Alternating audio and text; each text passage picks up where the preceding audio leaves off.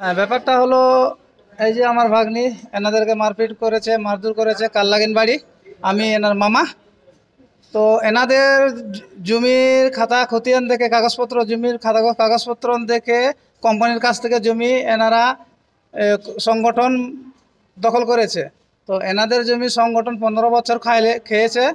15 বছর খাওয়ার পরে এনারা জমির যে হকানা মালিকানা, যার কাছে খাতা খতিয়ান সব আছে, উনি এখন চাইতে যায়, ওনারা মানে সংগঠন ওকে জমি দিচ্ছে না।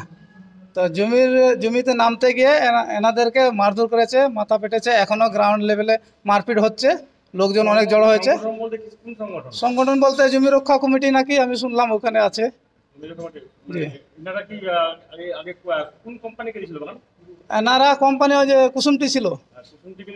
হ্যাঁ, কুসুমটি মোটামুটি 8 একর। কুসুমটিকে তো সংগঠন মিলে আর সবাই মিলে তাড়িয়ে দিয়েছে। তো এদের সঙ্গে কথা ছিল যে আমরা তোমাদের জমি আপোষ দিয়ে দেবো, যার জন্য এদের কাছ থেকে কাগজ নিয়ে ওই কাগজ দেখিয়ে কোম্পানিকে তাড়াই দিয়েছে।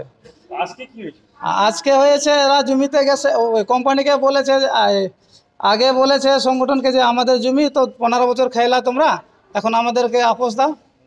তো আপোষ দিচ্ছে না, যার জন্য আজকে এরা নিজের জমিতে, নিজেদের কাগজপত্র আছে, জমিতে নামছে। পাতা তুলতে গিয়ে ওরা আসছে, ওরা পাতা তুলছে, তারপর ওখান থেকে মারপিট করছে। সংগঠন গেছিল, এরা মানা করতে গেছিল। হ্যাঁ, হ্যাঁ, মানে ভাগ্নি বাধা দিছে, ভাগনারাও আছে ওইখানে, মারপিট হচ্ছে, এখনো লোক আছে। ভাগ্নির নাম হলো মারাংময় হেমব্রম। হ্যাঁ, সে তো কোথাও অনেকটা পিছন থেকে এসে একটা মোটা লাঠি ডাল দিয়ে পিটিয়েছে। ওখানে মোটামুটি 12-15 জন লোক আছে। পুলিশকে জানিয়ে দেওয়া হয়েছে, এখন আরো জানাবো। আমার নাম হলো দিলীপ টুডু, আমার বাড়ি বড়োটে, মিলনপল্লী বড়।